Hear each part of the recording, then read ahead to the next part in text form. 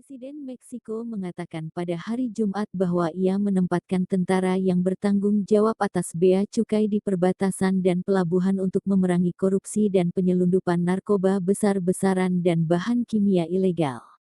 Presiden Andrés Manuel López Obrador membuat pengumuman selama kunjungan ke pelabuhan pantai Pasifik Manzanillo, di mana beberapa pengiriman multiton terbesar obat-obatan terlarang dan bahan kimia terlarang telah disita selama dekade terakhir. Yang terbaru dalam serangkaian peran baru yang dipercayakan López Obrador kepada angkatan bersenjata negara itu, yang sekarang terlibat dalam segala hal mulai dari pembangunan proyek pemerintah hingga menjalankan pembibitan pohon. Tentara Meksiko, Garda Nasional Polisi Federal, dan Polisi Negara bagian Chihuahua berpatroli di perbatasan antara El Paso dan Juarez pada hari Kamis. Penegakan ini sebagai tanggapan atas ancaman tarif Presiden Donald Trump atas barang-barang Meksiko yang diekspor ke Amerika Serikat. AS telah melihat penurunan penyeberangan ilegal sejak Meksiko mulai menegakkan perbatasan utara dan selatan mereka.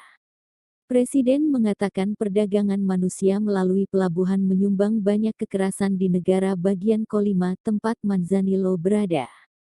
Colima memiliki tingkat pembunuhan per kapita tertinggi di Meksiko, sebagian karena kartel narkoba diyakini berjuang untuk menguasai pelabuhan dan pengiriman yang datang melaluinya. Kami telah mengambil keputusan tentang manajemen pelabuhan ini, karena kesalahan manajemen, administrasi pelabuhan yang buruk, korupsi, penyelundupan obat-obatan ke negara melalui pelabuhan-pelabuhan ini, kata López Obrador. Ini menjelaskan sebagian besar mengapa ada serangan dan pembunuhan di Colima. Tentara dan Garda Nasional, yang sebagian besar stafnya adalah anggota tentara, menjaga rumah sakit dan mengangkut pasokan medis untuk pandemi, telah diberi mandat yang diperluas untuk melakukan peran kepolisian sipil dan menjalankan bulldozer untuk membangun bandara baru di luar kota Meksiko. Tentara juga membangun ribuan kantor cabang baru untuk bank yang dikelola pemerintah. Angkatan Laut telah diberi kendali atas semua nahoda pelabuhan dan bertugas menghilangkan rumput laut Sargasso yang memenuhi beberapa pantai di resort di pantai Karibia.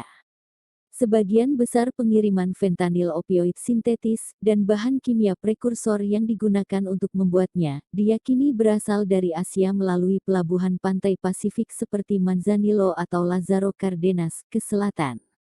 Kartel menggunakan rute yang sama untuk mengimpor bahan kimia yang digunakan untuk membuat metamfetamin, seringkali pada skala industri.